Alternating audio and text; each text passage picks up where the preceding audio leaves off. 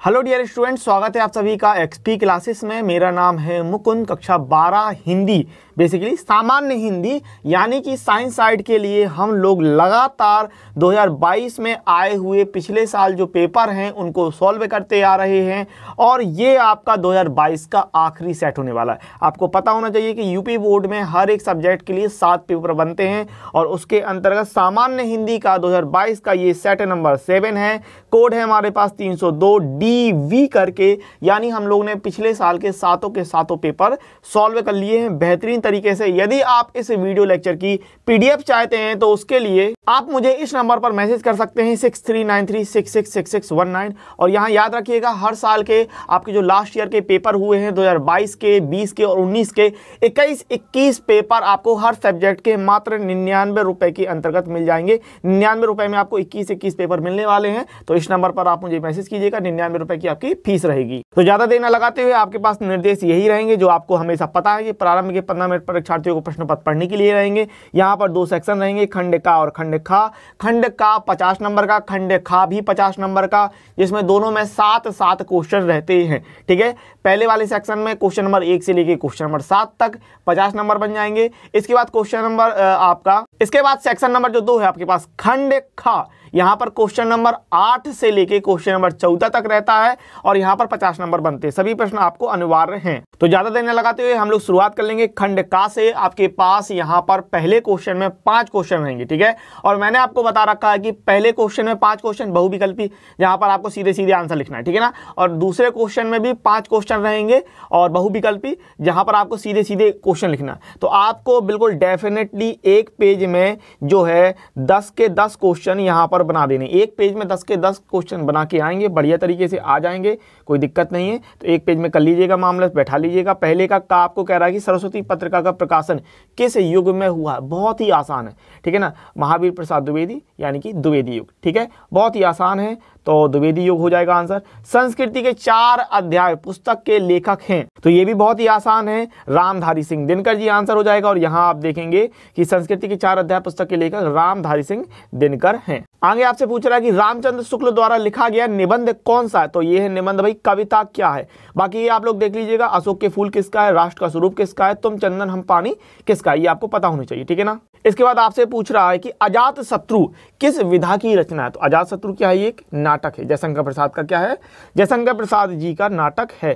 ठीक है ना। और अज्ञेय जी की रचना आपसे पूछ रहा है कि अज्ञेय जी की इसमें रचना कौन सी है, तो शेखर एक जीवनी जो है वो अज्ञेय जी की रचना है। बाकी आप देख लीजिएगा कि पृथ्वी पुत्र, विचार प्रवाह और मेरे विचार, ये किसकी रचनाएं हैं, ये आप देख लीजिएगा। इसके बाद हमारे पास आ जाता है क्वेश्चन नंबर 2 के अंतर्गत 5 सवाल रहेंगे। कबीर दास प्रमुख कवि हैं। प्रमुख कवि किसके हैं, निर्गुण काव्य धारा के हैं। किसके हैं भाई, निर्गुण काव्य धारा। फिर आपसे भैया ये पूछा गया है दूसरे के खा के अंतर्गत कि बिहारी लाल ने प्रमुख रूप से किस छंद में रचनाएं की हैं, तो बहुत ही आसान है, दोहा छंद में इनकी जो बिहारी सतसई है वो आपको मिलेगी। तो यहाँ आप देख लीजिए, बिहारी लाल ने प्रमुख रूप से दोहा छंद में रचनाएं की है। फिर अगला आपसे क्वेश्चन पूछ रहा कि नौका विहार कविता का संबंध किस नदी से है, तो आंसर है हमारे पास गंगा। ठीक है ना, नौका विहार जो कविता है वो गंगा से संबंधित है, आपको बताया गया। और अगला क्वेश्चन आपसे पूछ रहा है कि प्रयोगवादी काव्य धारा के कवि कौन है। प्रयोगवादी काव्य धारा के कवि है, जो कवि हैं वो हमारे गिरजा कुमार माथुर जी हैं। ठीक है, प्रयोगवादी काव्य धारा के कवि कौन से हैं, गिरजा कुमार माथुर हैं। ठीक है ना। आगे बात करें, बहुत ही आसान है ये कि आंसू काव्य में प्रधान रस क्या होगा, प्रधान क्या होगा, करुण रस होगा, शांत रस होगा, वीर रस होगा, हास्य रस होगा। अगर हम आंसू की बात कर लेते हैं तो वहां पर क्या है, मेन आपका करुण रस है। ठीक है ना। तो इस तरीके से आपका क्वेश्चन नंबर 1 के अंतर्गत 5 सवाल 5 नंबर के लिए निपट गया। क्वेश्चन नंबर 2 के अंतर्गत 5 सवाल 5 नंबर के लिए निपट गया। और मैंने आपको बता रखा है एक पेज में ये 10 क्वेश्चन करके आएगा शानदार तरीके से। फिर हम लोग बढ़ेंगे, आपका ये क्वेश्चन नंबर 3 पर आ गया, गद्यांश आ गए हैं। और गद्यांश में हमारे पास 5 क्वेश्चन 2-2 नंबर के लिए 10 नंबर बनते हैं और पूरे मिलते हैं। सबसे पहले आपको ये चेक कर लेना भैया ये कहाँ से लिया गया। देखिए यहाँ पर लिखा राष्ट्र, ठीक है ना, और संस्कृति। ठीक है, इस तरीके से आपको दिया हुआ है। और ये देखिए राष्ट्र की वृद्धि, राष्ट्र के समग्र रूप स्वरूप में भूमि, तो कहाँ का है? राष्ट्र का स्वरूप। बहुत ही सिंपल, राष्ट्र का स्वरूप वासुदेव शरण अग्रवाल। और आपके पास 5 क्वेश्चन आएंगे जिनको आपको करना होगा। तो पाठ का शीर्षक और लेखक का नाम, तो राष्ट्र का स्वरूप शीर्षक है, डॉक्टर वासुदेव शरण अग्रवाल इसके लेखक है। राष्ट्र का तीसरा अंग क्या है? तो जन की संस्कृति राष्ट्र का तीसरा अंग है। राष्ट्र का विकास किसके द्वारा संभव है? राष्ट्र के विकास और अभ्युदय द्वारा राष्ट्र का विकास संभव है। जन का मस्तिष्क क्या है? जन का मस्तिष्क संस्कृति है। ठीक है, तो इस तरीके से बताना। और ये सारे जो उत्तर होंगे ना वो आपके पैराग्राफ में दिए होंगे, जो आपका पद्यांश दिया रहता है। फिर आपसे ये कह रहा है कि भैया रेखांकित अंश की व्याख्या करने के लिए कह रहा है, तो रेखांकित अंश की जो व्याख्या होगी वो आप अपने शब्दों में व्याख्या अर्थ बता देंगे। ठीक है ना। फिर आ जाते हैं भाई अथवा पे। अथवा देखेंगे ऑप्शन नंबर। ऑप्शन आपको देख लेना है कि ऑप्शन में हमारे पास क्या है, क्या हम कर सकते हैं, किस बारे में बात करते हैं। तो ये आपको दिया हुआ है और ये कहाँ से लिए गए? ये अशोक के फूल से। ठीक है, जिसके लेखक हैं आचार्य हजारी प्रसाद द्विवेदी जी। तो मैंने आपसे कह रखा है राष्ट्र का स्वरूप, भाषा आधुनिकता और अशोक के फूल, ये 3 देख लेना बस, इससे आपका काम चल जाएगा। ठीक है ना। और यहाँ पर ये 5 क्वेश्चन दे दिए। पाठ का शीर्षक लेखक जो कि है आपके अशोक के फूल और आचार्य हजारी प्रसाद द्विवेदी जी। मनुष्य की जीवनी शक्ति कैसी है? मनुष्य ने नई शक्ति किससे पाई है? समाज का वर्तमान रूप किसका प्रतिफल है? रेखांकित अंश की व्याख्या करने के लिए आपसे कह रहा है। ठीक है ना। तो इतना आपको करना है। तो ये आपके उत्तर दिए। मनुष्य की जीवन शक्ति अत्यंत निर्मम है। मनुष्य ने नई शक्ति संघर्षों से पाई है। समाज का वर्तमान रूप विभिन्न सभ्यता एवं संस्कृतियों के ग्रहण और त्याग का प्रतिफल है। ठीक है, और रेखांकित अंश की व्याख्या। इसके बाद भैया मेरे प्यारो ये आ जाता है क्वेश्चन नंबर 4। ठीक है, एक बात समझ लो, गद्यांश और पद्यांश पूरे नंबर देके जाते हैं, 1 नंबर कटने का चांस नहीं रहता। अगर आप गलती करके आएंगे तो ही नंबर कटेगा, अन्यथा आपके पूरे नंबर मिलेंगे। ठीक है, तो यहाँ पर 5 क्वेश्चन 2-2 अंक के लिए 10 नंबर बनते हैं। ये आपको देखना। मैं नीर भरी दुखी की बदली महादेवी वर्मा का है। कहाँ का है? गीत नंबर 3 है इनका। ठीक है ना, महादेवी वर्मा का जो है गीत नंबर आपका ये 3 है। तो ये आपसे पूछ रहा है कविता का शीर्षक और कवि का नाम लिखिए। तो ये कवित्री हैं, तो सांध्य गीत के काव्य संग्रह से गीत नंबर 3 है और ये महादेवी वर्मा से जो है इनकी रचयिता है। फिर आपसे कह रहा कि भाई कवित्री ने स्वयं को क्या बताया है। ठीक है ना, तो कवित्री स्वयं को नीर भरी दुखी की बदली अर्थात दुख की बदलियों से घिरा हुआ बताता है। किससे आहत होकर विश्व हंसा? क्रंदन से आहत होकर विश्व हंसा। पलकों में क्या मछली? पलकों में निर्झरणी मछली है। ठीक है, इसके बाद रेखांकित अंशों की व्याख्या आपको अपने शब्दों में करके बताना। तो रेखांकित जो अंश है उनकी व्याख्या इस तरीके से आप बता सकते हैं। अथवा करके ये आपसे ऑप्शन में दे दिया है, जो कि बढ़िया आपका कहाँ से लिया गया है? सावधान मनुष्य, ये आपका लिया गया है अभिनव मनुष्य से। ठीक है ना, सावधान मनुष्य अभिनव मनुष्य से लिया गया, रामधारी सिंह दिनकर का। और हर एक चीज़ पढ़ाई गई है। देखिए महादेवी वर्मा के 3 गीत हैं। ठीक है ना, और तीनों गीतों को बढ़िया तरीके से समझाया गया है एक्सपी क्लासेस पर। बात आपको डालना है महादेवी वर्मा गीत एक्सपी क्लासेस वीडियो मिल जाएगा। इसके अलावा इसके ये रामधारी सिंह दिनकर का आप डाल दीजिएगा अभिनव मनुष्य और एक्सपी क्लासेस। ठीक है ना, अभिनव मनुष्य एक्सपी क्लासेस करके वीडियो डालेंगे, आपको वीडियो शानदार मिल जाएगा। उसका अर्थ आपको देखना ही देखना होगा, तभी तो आप कर पाओगे ना, तभी तो ये क्वेश्चन आप कर पाओगे। पाठ का शीर्षक और कवि अभिनव मनुष्य और रामधारी सिंह दिनकर। कवि मनुष्य को सावधान क्यों कर रहा है? विज्ञान को तलवार क्यों कहा है? मनुष्य को किस चीज़ की पहचान नहीं है? रेखांकित अंश की व्याख्या आपको करनी है। ठीक है ना, तो इस तरीके से ये आपके जो है उत्तर हो जाएंगे। खा नंबर गा नंबर करके। ठीक है, और घा नंबर और रेखांकित अंश की व्याख्या। और भैया ये आपका क्वेश्चन नंबर आ गया 5। ठीक है ना, आपको लेखक का जो है साहित्यिक परिचय बताना है। 1 पेज में करके आइएगा, 80 शब्द की सीमा होती है, ध्यान रखिएगा। ठीक है ना, और आपको कवि का साहित्यिक परिचय बताना है, उसमें भी 80 शब्द की सीमा होगी, जो आपको 1 पेज में करके आना है। 3 नंबर आपको मिलेंगे साहित्यिक परिचय के, 2 नंबर मिलेंगे आपको कृतियों की। यहाँ पर आप देख रहे हैं हजारी प्रसाद द्विवेदी, प्रोफेसर जी सुंदर रेड्डी, डॉक्टर APJ अब्दुल कलाम। तो आपको जो याद हो, जो बढ़िया तरीके से तैयार हो आपको, वो आपको कर देना है। ठीक है ना, और क्वेश्चन नंबर 5 के अंतर्गत ये आपका खा नंबर का सवाल रहेगा, जिसमें आपसे कहेगा कि भाई कवि का साहित्यिक परिचय आपको देने के लिए कह रहा है। साहित्यिक परिचय ही लिखना है। जीवन परिचय क्या होता है? जीवन परिचय होता है जीवन से संबंधित। साहित्यिक परिचय होता है साहित्य से संबंधित, साहित्य में उन्होंने क्या क्या किया उससे संबंधित। ठीक है ना, तो 3 नंबर, देखो 3 नंबर मिलने हैं यार साहित्य में, 2 नंबर मिलने हैं कृतियों के लिए। आपको प्रमुख रचनाओं का उल्लेख करने के लिए कह रहा है, 80 शब्दों की सीमा है। यहाँ पर आपको अयोध्या सिंह उपाध्याय, जयशंकर प्रसाद, मैथिली शरण गुप्त, कम से कम 4 तो तैयार करके जाइएगा कि आपने जो याद किया ना वो ऑप्शन में फंस भी जाए। मान लो आपने 1 कर लिया या 2 कर ली और वो ऑप्शन में ही नहीं फंसे, तब क्या करोगे? तब लल्ला लल्ला हो जाएगा भैया, है ना, लाला लाला लोरी करते रहोगे, फिर वहाँ लोरी गाते रहना। समझ लो बात को। तो कम से कम 3 से 4 अच्छी तरीके से याद करके जाना, लिख के, और आपको एक आइडिया रहेगा कि मुझे क्या क्या करना है क्या नहीं करना है। समझ गए बात। फिर भैया हमारे पास आ जाता है क्वेश्चन नंबर 6, जो कि है आपका कहानी से संबंधित। यहाँ पर भी आपको 5 नंबर रहेंगे, 80 शब्द की समय सीमा रहेगी। तो मैं आपको बता दूं कि कहानी में हमारे पास 4 ऑप्शन रहते हैं भैया, 4 ऑप्शन में एक चीज करनी पड़ती है। तो यहाँ आप कर सकते हैं, या तो बहादुर की कथा वस्तु का सार करने के लिए कह रहा है तो बहादुर की कथा वस्तु का आप सार बता सकते हैं, या फिर आपको बताना है तो ध्रुव यात्रा की कथा वस्तु का सार बता दीजिए अगर आप ये बताना चाहते हैं तो। और उसके बाद भैया हमारा आ जाता है ये क्वेश्चन नंबर 7, 100 पठित खंड काव्य के आधार पर किसी एक खंड के एक प्रश्न का उत्तर दीजिए। ठीक है, किसी एक खंड कौन सा, जो आपके डिस्ट्रिक्ट का हो, जो आपके जिले का हो, वो खंड। ठीक है, जैसे कि किसी ने मुझसे पूछा कि सर महोबा जिले में क्या आएगा, तो महोबा जिले में श्रवण कुमार आएगा। अब आप अगर ढूंढने जाएंगे तो वहां पर जो खंड का आपके लिए अलग अलग जिले रहते हैं ना, वहां पर आपको कहीं भी महोबा का नाम नहीं मिलेगा। तो कहा सर आप महोबा का नाम तो बता रहे हो श्रवण कुमार, लेकिन वहां है नहीं। तो वो हमीरपुर जिले में देखना, पहले जो हमीरपुर था ना, महोबा के अंदर हमीरपुर आता था, इसलिए वहां पर आपको महोबा नाम नहीं मिलेगा, हमीरपुर मिलेगा।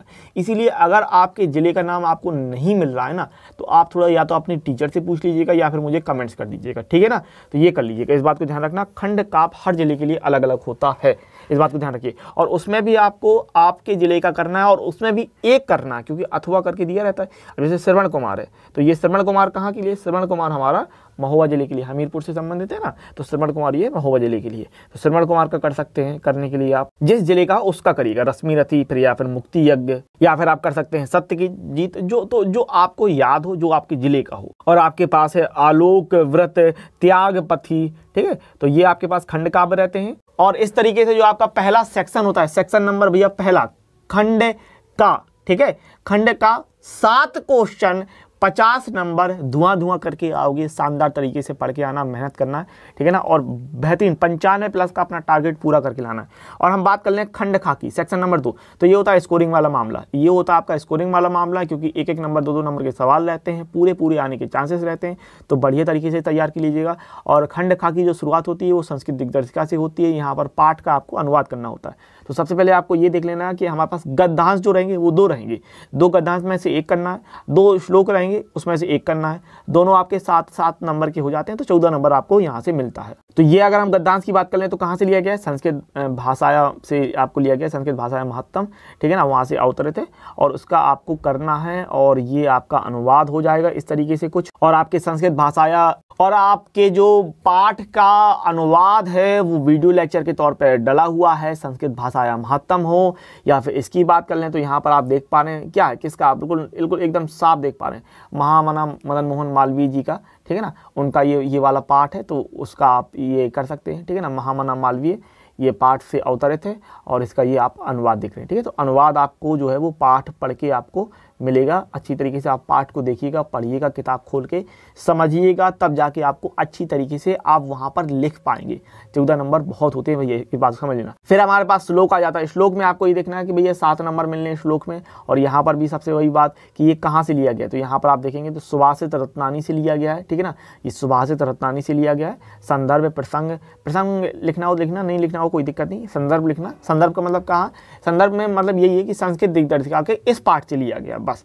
संदर्भ का मतलब ये कि संस्कृत दिग्दर्शिका के इस पाठ से लिया गया, इतनी बात है। और फिर यहाँ पर आप अनुवाद देख रहे हैं। फिर आपके पास अथवा करके ये श्लोक दे दिया कि बहुत ही अच्छा, बहुत ही शानदार श्लोक है। ठीक है ना, विद्यार्थियों के ऊपर ये आपका श्लोक है कि अगर विद्यार्थी को विद्या चाहिए है, विद्या ज्ञान प्राप्त करना है, तो उसको अपने सुख का, आपके आलस्य का त्याग करना ही करना होगा। ठीक है, तो कहाँ से लिया गया, सुभाषित रत्नानी से लिया गया। आपको यहाँ पर बताना है संस्कृत दिग्दर्शिका के सुभाषित रत्नानी पाठ से अवतरित है या लिया गया है, इस तरीके से आप बता देंगे। और जो अनुवाद है वो आप बता देंगे। ठीक है ना, एक बात को समझ लो, ये आपका मोस्ट इंपॉर्टेंट है भैया, ये आपका मोस्ट इंपॉर्टेंट है। इसको बढ़िया तरीके से, शानदार तरीके से तैयार करके जाइएगा, सुभाषित रत्नानी का ये श्लोक। ठीक है, फिर भैया हमारे पास आ जाता है क्वेश्चन नंबर 9। ठीक है, क्वेश्चन नंबर 9 मुहावरे लोकोक्तियों से संबंधित है, 2 नंबर देके जाएगा। 4 रहेंगे, 4 में से आपको 1 करना है। उसमें क्या करना है, अर्थ लिखना है और वाक्य प्रयोग लिखना है। तो यहाँ पर आप देख पाएंगे अक्ल का दुश्मन। अक्ल का दुश्मन क्या भाई, अक्ल का, जिसके जो अपनी खुद की अक्ल का दुश्मन है उसको हम कह देंगे मूर्ख होना। ठीक है, उसे समझाना व्यर्थ है, वह तो अक्ल का दुश्मन है। ठीक है, तो यही बात है। गागर में सागर भरना, जैसे बिहारी जी ने किया, बिहारी लाल जी ने, तो गागर में सागर भरना, कम शब्दों में बड़ी बात कह देना। ठीक है ना, कभी बिहारी के दो ही गागर में सागर, जैसे मैंने आपसे कहा। ठीक है। तो हाथ पीले करना, लड़की का विवाह करना, तो वह पति की मृत्यु के बाद बड़ी मुश्किलों से अपनी बेटी के हाथ पीले कर सके। या फिर आपको कुछ और लिखना हो तो वो भी आप लिख सकते हैं। मुंह फुलाना, ठीक है ना, बात बात पर मुंह फुलाना, असंतुष्ट होना, वह छोटी छोटी बातों पर मुंह फुला लेता है, ठीक है ना। तो किसी किसी का जो नेचर होता है वो इस तरीके का होता है। बात करें क्वेश्चन नंबर 10 की, तो क्वेश्चन नंबर 10 क्या होता है? क्वेश्चन नंबर 10 में आपके पास दो चीज़ें होती हैं, संधि और विभक्ति। संधि 3 नंबर की आएगी, विभक्ति आपके पास 2 नंबर की आएंगी। फिक्स रहता है, सही तो सही, गलत तो गलत वाला मामला रहता है। और बेहतरीन तरीके से आपको संधि बताई गई है, समझाया गया है, हर एक चीज़ बताई गई है। यार देखो, कोई ये तो कह नहीं सकता कि तैयारी नहीं कराई गई है, कोई ये नहीं कह सकता कि पढ़ाई नहीं कराई गई है, सब कुछ कराया गया है, ठीक है ना। तो पुस्तकालय का सही संधि विच्छेद क्या हो जाएगा? पुस्तक प्लस आलय, ठीक है ना, पुस्तक प्लस आलय जो हो जाएगा संधि, सही संधि विच्छेद, ठीक है। फिर तथेति का सही संधि विच्छेद तो तथा प्लस इति हो जाएगा, तथा प्लस इति हो जाएगा, बहुत अच्छा। फिर नायक का सही संधि विच्छेद आपको बताना है, तो न प्लस अकह जो है वो सही संधि विच्छेद हो जाएगा। क्लियर बात है। फिर आ जाते हैं हम लोग विभक्ति पर। तो विभक्ति आप लोग अच्छी तरीके से तैयार करके जाइएगा, वीडियो डला हुआ है, बस आपको लिखना है विभक्ति और एक्सपी क्लासेस वीडियो आपको मिल जाएगा, ठीक है। और आपसे यहाँ पर पूछ रहा है कि आत्मनि शब्द में विभक्ति और वचन आपको बताना है, तो ये हो जाएगा सप्तमी विभक्ति और एक वचन, ठीक है ना, सप्तमी विभक्ति और एक वचन। फिर आपसे ये पूछ रहा है कि भाई इस वाले में आपको बताना है नामसु, नामसु शब्द में विभक्ति और वचन क्या है? तो ये भैया सप्तमी विभक्ति और बहुवचन है। तो इस तरीके से अगर आप देखेंगे तो जो आपका क्वेश्चन नंबर 11 बनता है, क्वेश्चन नंबर 11 में 5 नंबर, 3 संधि, 2 विभक्ति, शानदार तरीके से।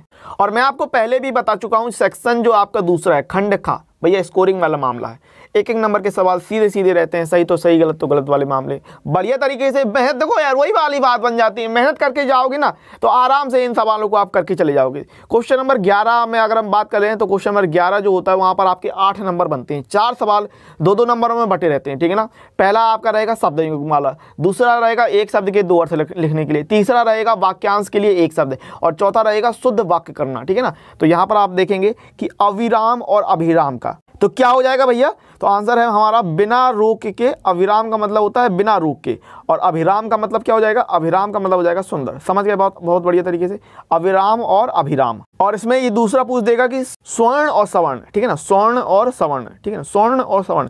तो स्वर्ण का मतलब होता है सोना, और सवर्ण का मतलब हो जाता है उच्च जाति, ठीक है ना, सवर्ण का मतलब हो जाता है उच्च जाति। तो इस तरीके से ध्यान रखिएगा। फिर आगे अगर हम बात करें तो यहाँ पर आएगा आपको किसी एक शब्द के 2 सही अर्थ लिखने के लिए बात कर रहा है, कर्ण, अर्क और काल, ठीक है। तो आप इसको बता देंगे, कर्ण का मतलब है कान और सूत्रपुत्र, ठीक है ना, सूर्यपुत्र।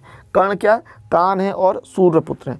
काल का मतलब होता है समय और मृत्यु, और अर्क का मतलब होता है मदार और सूर्य, ठीक है ना। तो ये हो जाते हैं। आप कोई एक करिएगा भैया, ध्यान रखिएगा, सिर्फ एक का करना है, 2 अर्थ लिखने हैं, 2 नंबर एकदम बिल्कुल फिक्स हो जाएंगे साधारण तरीके से। इसके बाद आगे बात करें तो वाक्यांश के लिए एक शब्द, जो जीता ना जा सके तो अजय कहलाता है, जिसको जीता ना जा सके, जिसको जीता ना जा सके वो अजय कहलाता है। रास्ता दिखाने वाला पथ प्रदर्शक होता है, ठीक है, रास्ता दिखाने वाला पथ प्रदर्शक होता है। फिर यहाँ पर आपको कहेगा कि भी वाक्य को शुद्ध करके आपको बताना है, 2 नंबर के यहाँ पर। अनेकों लोगों ने गंगा में स्नान किया, 1 गिलास गर्म गाय का दूध दीजिए, गर्म गाय का दूध दीजिए। क्या बात? गौतम की पत्नी का नाम अहिल्या है, मैं हस्ताक्षर कर दिया है। तो इनको आप शुद्ध कर सकते हैं, 2 करने, ध्यान रखिएगा, जो आपको बेहतर लगे उनको शुद्ध कर लीजिए। अनेक लोगों ने गंगा स्नान किया, गाय का 1 गिलास गर्म दूध दीजिए, गौतम की पत्नी का नाम अहिल्या था, मैंने हस्ताक्षर कर दिए हैं, ठीक है। इस तरीके से आप शुद्ध कर लेंगे। फिर भैया आ जाते हैं क्वेश्चन नंबर 12 पे, रस छंद अलंकार। रस छंद अलंकार 1 नंबर की क्लासेस हुई हैं, 1 नंबर की वीडियो हैं। आपको देखना है कि रस के आगे एक्सपी क्लासेस लगा के वीडियो सर्च करेंगे, मिल जाएगा। आपको अलंकार के आगे एक्सपी क्लासेस लगाना है, वीडियो सर्च करेंगे, मिल जाएगा। छंद के आगे एक्सपी क्लासेस लगाना है, वीडियो मिल जाएगा, देख लेना, ठीक है ना। तो वीर रस एकदम बेहतरीन शानदार वाला वीर रस, और ऊपर से आपको यहाँ पर जो है उदाहरण भी शानदार दिया गया है। और इसके अलावा मैं एक और उदाहरण आपको बता चुका हूँ, वीर तुम बड़े चलो, धीर तुम बड़े चलो। इसके अलावा और भी जो उदाहरण आपको भैया तैयार हो ना, वो आप लिख सकते हैं। तो भैया वीर रस के लिए इस तरीके से कर सकते हैं, श्रृंगार रस के लिए है तो कोई एक करना है जो आपको याद हो, जो बढ़िया तरीके से तैयार हो, उसका जो जिसका आपको उदाहरण तैयार हो वो बढ़िया शानदार तरीके से कर लीजिएगा, वीर रस, श्रृंगार रस। फिर हम बात कर लेते हैं अलंकार की, तो श्लेष अलंकार, उपमा अलंकार, जो भी आपको सही लगे। रहमन पानी राखिए, बिन पानी सब सून, पानी गए ना उबरे, मोती मानुष चून, ठीक है ना, श्लेष अलंकार हो गया। उपमा अलंकार की बात कर लेते तो उपमा अलंकार में आप देखिए पीपर पात सरस मंडोला, ये आप बता सकते हैं बेहतरीन तरीके से। फिर हमारे पास भैया छंद आ जाता है, तो दोहा और कुंडलिया, ठीक है ना, जो आपको याद हो, जिसको आपका उदाहरण बेहतरीन तरीके से तैयार हो वो कर लीजिएगा। तो भैया ये चीज़ ऐसी है जहाँ पर आपको नंबर बिल्कुल कटने के कोई चांसेस नहीं रहते, पूरे में पूरे नंबर मिलते हैं, ठीक है। और अगर आप अच्छे से करके जाएंगे तो पूरे में पूरे नंबर बिल्कुल मिलेंगे। इसके बाद आ जाता है आपके पास एप्लीकेशन, क्वेश्चन नंबर 13 के अंदर, यहाँ पर भी पूरे पूरे नंबर मिलते हैं, 6 नंबर का क्वेश्चन रहता है। और मैं आपको बता चुका हूँ कि आपको एप्लीकेशन एक पेज में कंप्लीट करनी है। ध्यान रखिएगा, इस बात को याद रखिएगा अच्छी तरीके से कि एक पेज में यहाँ से शुरू करेंगे और यहाँ पर अंत कर देंगे। एप्लीकेशन को आप आधे आधे पेज में मत करके आइएगा, ठीक है। आधे आधे पेज में एप्लीकेशन को बिल्कुल मत करिएगा, आइएगा एक ही पेज में कंप्लीट करके आइएगा शानदार तरीके से। और एक जो एप्लीकेशन मैं आपको बता चुका हूँ, बैंक से ऋण लेना, बैंक से लोन लेने की एप्लीकेशन अच्छी तरीके से देख लीजिएगा, ठीक है ना। तो सफाई व्यवस्था हेतु उचित अधिकारी को एक पत्र लिखने के लिए आपसे कह रहा है, ठीक है ना। इस तरीके से ये प्रारूप है। और अगली एप्लीकेशन में आपको कह रहा है कि विद्यालय के पुस्तकालय की समस्या के निराकरण हेतु प्रधानाचार्य को एक पत्र आपको लिखना है, ठीक है। तो एप्लीकेशन कितनी आती हैं, कैसी आती हैं, क्या आती हैं, ये मैं आपको जो पेपर है 7वां पेपर चल रहा है, यानी 2022 के सातों पेपर हम हल कर चुके, तो मैंने एक आपको बता दिया है, तो आप उसको अच्छी तरीके से देख लीजिएगा, कवर कर लीजिएगा, ठीक है ना। तो ये एप्लीकेशन का प्रारूप है। इसके बाद हम लोग आखिरी क्वेश्चन पे बढ़ जाएंगे। 9 नंबर के लिए आपके पास निबंध आता है, 5 निबंध हैं, 4 निबंध हैं, एक करने के लिए रहेगा भारतीय किसान की समस्याएं एवं समाधान, जीवन में खेल का महत्व, जीवन में पर्यावरण की आवश्यकता, नई शिक्षा नीति से विकास की संभावना, विद्यार्थी के जीवन में अनुशासन का महत्व। कोई एक आपको करना है। तो यहाँ पर जीवन में खेल का महत्व, इसका ये प्रारूप आपको दिया हुआ है। प्रस्तावना, खेल कूद की आवश्यकता। और मैं आपको पहले भी बता चुका हूँ कि अगर आप निबंध पढ़ के नहीं जाएंगे ना तो आप वहाँ अटक जाएंगे, फिर सोचते रहेंगे कि क्या लिखूँ क्या नहीं लिखूँ, फिर ये आप सोचते रह जाएंगे कि यार मुझे थोड़ा सा कर लेना, मैं पेपर छूट गया। ये मत यार, देखो अगर बहुत कष्ट होता है जब कोई आके कहे कि सर पेपर छूट गया, बहुत कष्ट होता है, क्योंकि आप लोगों ने साल भर मेहनत की। इसलिए अपना टाइम मैनेजमेंट करके चलना अच्छी तरीके से।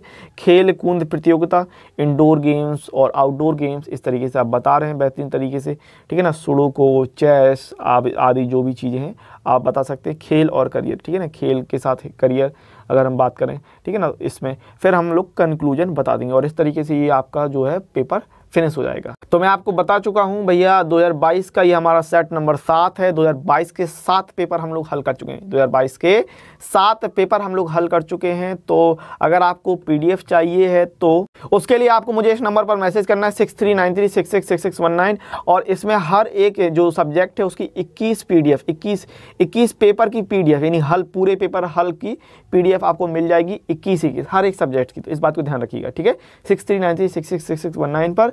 इसी के साथ मिलेंगे अगले वीडियो लेक्चर में। तब तक के लिए पढ़ते रहिए, खुश रहिए, आगे बढ़ते रहिए।